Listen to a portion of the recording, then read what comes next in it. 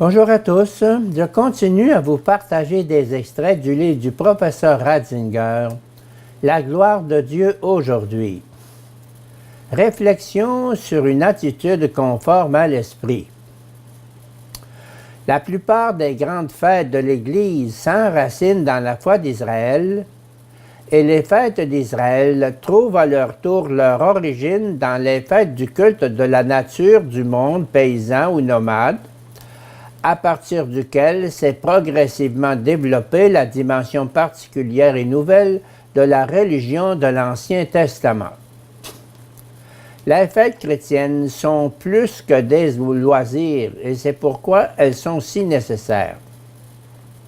Si nous ouvrons les yeux, nous y rencontrons ce qui est tout autre, les racines de notre histoire, les expériences originelles de l'humanité, et à travers elles, l'amour éternel qui est la vraie fête de l'homme. Examinons de plus près la fête de la Pentecôte. À l'origine, il s'agit d'une fête des moissons. Au mois de mai, les blés étaient mûrs en Palestine. La Pentecôte avait pour but de remercier la nature. L'homme prend conscience de la fertilité qui résulte de l'interaction entre ciel et terre. Il y voit le miracle qui lui permet de vivre.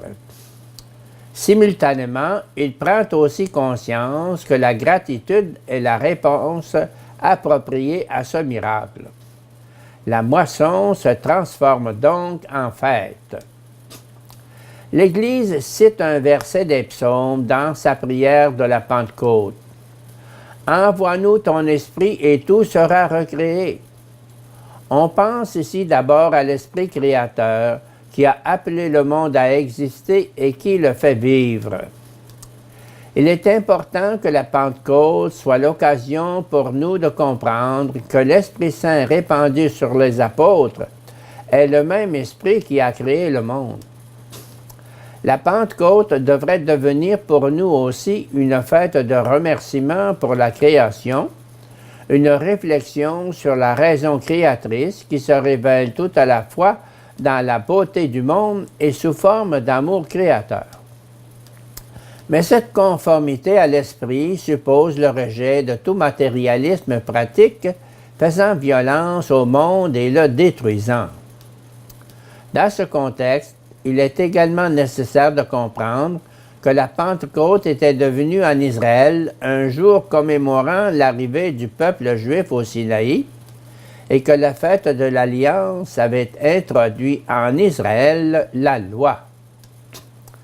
Les chrétiens ont complètement inscrit leur Pentecôte dans le prolongement de cette idée.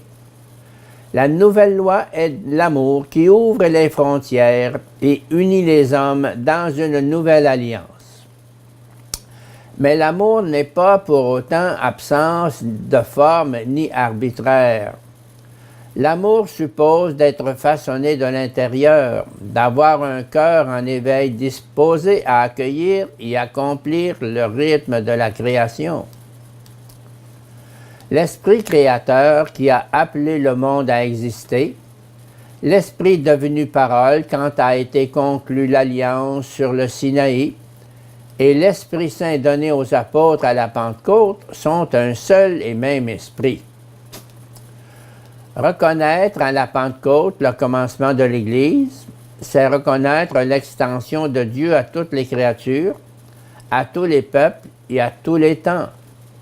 Toute la création est alors incluse dans l'espace de l'Alliance et prend dès lors sa véritable dimension, être un lieu d'amour. Jusque très récemment, le passage de saint Paul évoquant une création en attente qui aspire à la révélation des fils de Dieu, Romains 8 et 19, aurait pu sembler des plus anthropomorphes et quelque peu anthropocentriques. Mais de nos jours, nous sentons le gémissement de la création, piétinée par ceux qui ne veulent pas entendre parler de Dieu et voudraient bien le rayer de la carte.